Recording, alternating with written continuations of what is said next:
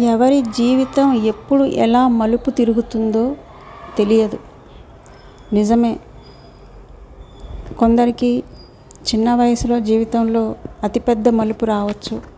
కొందరికి 60 ఏళ్ళు దాటిన తర్వాత జీవితంలో అతిపెద్ద మలుపు రావచ్చు. ఇవన్నీ కూడా భగవంతుడు రాసి వారి అనుగ్రహంతోనే జరుగుతాయి అని అంటారు ప్రముఖ నటులు సుమన్ గారు. 1959 ఆగస్టు 28న సుమన్ మద్రాసులో జన్మించారు. ఈయన తల్లి కేసరి చందర్ మద్రాసులోని యతిరాజు మహిళా కళాశాలకు ప్రిన్సిపాల్గా పనిచేశారు. తండ్రి సుశీల్ చందర్ మద్రాసులోని ఇండియన్ ఆయిల్ కార్పొరేషన్లో పనిచేసేవారు. వీరి స్వస్థలము మంగళూరు, మాతృభాష తుళు. సుమన్ బాల్యంలో మద్రాసులోని చర్చ్ పార్క్ కాన్వెంట్ కిండర్ గార్డెన్లో చేరారు. పాఠశాల విద్య బీసెంట్ థియోసోఫికల్ ఉన్నత పాఠశాలలో జరిగింది. ఆ తర్వాత పచ్చయ్యప్ప కళాశాలలో ఆంగ్ల సాహిత్యంలో BAలో పట్టా పొందారు. ఈయన తుళు, ఆంగ్లము, తమిళము, తెలుగు, కన్నడ, హిందీ భాషల్లో ధారాళంగా మాట్లాడగలరు. సుమన్ HMAS శాస్త్రి వద్ద సంస్కృతం అభ్యసించారు. ఇవే కాక ఈయన వీణ, గిటార్లను కూడా వాయించగలరు. ఈయనకు కరాటేలో బ్లాక్ బెల్ట్ ఉంది.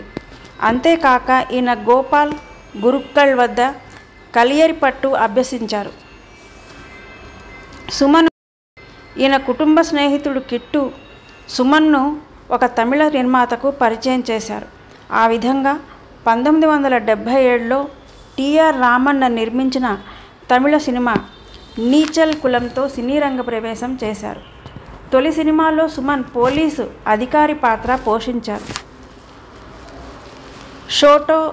షోటోకన్ కరాటే సంస్థ నుండి కరాటేలో బ్లాక్ బెల్ట్ 1 డాన్ సాధించిన సుమన్ ఆంధ్రప్రదేశ్ కరాటే సమాఖ్యకు అధ్యక్షుడు.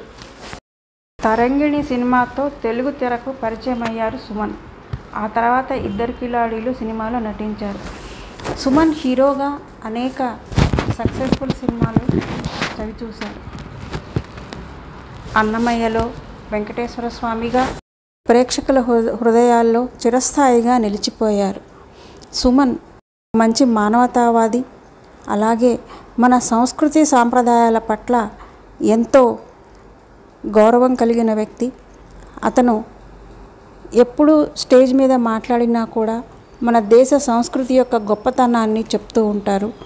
అలాగే మన సంస్కృతి సాంప్రదాయాలు ఎంతో గొప్పవని, ఇతర దేశస్థులు కూడా మన సంస్కృతి సాంప్రదాయాల్ని గౌరవిస్తున్నారని, అందుకు మనం ఎంతో గర్వించాలని చెప్పేసి అంటుంటారు సుమన్. సుమన్ పుట్టినరోజు సందర్భంగా వారి గురించి క్లుప్తంగా మీకు తెలియచేస్తూ సెలవు తీసుకుంటున్నాను. పాలపర్తి సంధ్యారాణి.